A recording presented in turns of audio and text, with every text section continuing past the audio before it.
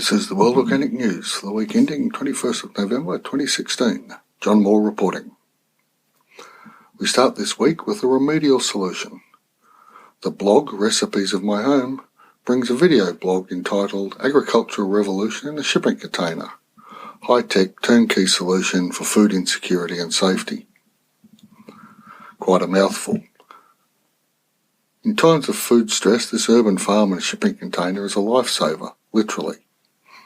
I see it being used to green food deserts, shorten supply lines, and so on everywhere else.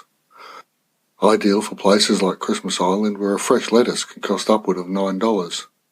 Lettuce as a rule doesn't can very well, so fresh is best. I see these modules as getting fresh food to people quickly whilst organic systems are created around them. They can act as a first response to poor diet, famine conditions, and so on. I don't see them as a permanent solution unless the inputs and hence outputs are organic. Otherwise, we will still be using oil-based resources. But as I said, these modules are a great stopgap measure.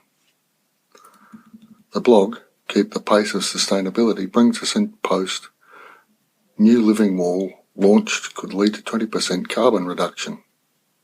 This system grows trailing plants off scaffolds whilst the building is being built, renovated, or wherever scaffolding is used. The makers claim it reduces noise pollution from the site and saves up to 20% carbon emissions. Not sure of that, but it is the sort of lateral thinking we need to find every scrap of carbon sequestration we can. My Garden in the Grove brings a more traditional way of saving soil, carbon, with the cover crops. This is a garden-sized application of cover crops. For those who don't know, a cover crop is one planted where the soil is not in productive use. Typically, this is winter in temperate zones. Soil needs plants or it deteriorates over time. This particular post points to an experiment using 4 different types of cover crop: crimson clover, hairy vetch, Austrian winter peas, and buckwheat. As they say in the blog, a fun experiment. A piece from the Santa Maria Times, Carbon Farming for Climate Health, reminds us we have, to a lesser extent, been here before. The piece refers back to the US Dust Bowl of the Depression era in the 1930s. As farmers were able to turn the Dust Bowl into fertile soils, so too can we return to healthier soil. Quote, "We are facing a global crisis today brought on by our own actions. Climate change threatens us more than the Dust Bowl. Yet just as people took action back then to reverse the damage, we can do the same now." End quote. I've commented on this before, but here we go again. By the application of oil-based fertilisers, herbicides and pesticides in conjunction with ploughing, we have, since 1945, slowly at first but with increasing rapidity, destroyed soil carbon, soil life and soil structure. Once we toss in deforestation, the problem is obvious. Is it reversible? Yes. Yes, it is. Permaculture, natural farming, common or garden breaking organic double-dig beds are better than drowning everything with fertiliser, pesticides and herbicides, and you get food too. When we think of clean and green countries, which ones come to mind? Iceland? Maybe. New Zealand? Probably. Ireland? Definitely. Plenty of water, soils from poor to wonderful. So why are only 1.5% of Irish farms organic? The EU average is 6 to 7%.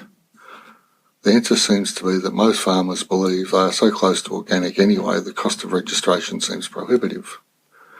To quote Grace Marr from the Irish Organic Farmers and Growers Association, quote, "Farmers," she said, "are very slow to convert to organic as many feel they are farming very close to organically, but don't bother with the additional process and paperwork that is involved to get certified, and that directly affects the numbers of farmers converting to organic production. But for most farmers," she says, "turning organic would involve very little change except a reduction in fertiliser use." End quote. It could be that the hurdles set up, in particular the costs, need to be looked at, and this is a worldwide problem. I know someone that makes biscuits using organic ingredients as a part-time hobby/business. When he looked into obtaining organic certification, the costs were enormous. $1,000 to read his application, travel costs for someone to look at his kitchen, and then annual fees. This seems like an area where removing private certifying bodies and instituting a government certification system with little or no subsidised costs, as these costs could be made back through increased taxation revenue. Or we could use some of the subsidies paid to the fossil fuel industry and use them to promote organic certifications. Things don't have to be done the way they have been. We can force change upon a monolithic bureaucracy. Write to your elected representatives, not email, not sign an online petition, but actually put pen to paper. Once all of us in the organic movement do this, then we will see things change more quickly than we can imagine. And that brings us to the end of this week's podcast. If you've liked what you've heard, please tell everyone you know any way you can. I'd also really appreciate a review on iTunes or the podcatcher of your choice. This helps others to find us. Thanks in advance. Any suggestions, feedback or criticism of the podcast or blog are most welcome. Email me at podcast@worldorganicnews.com. Thank you for listening. I'll be back in a week.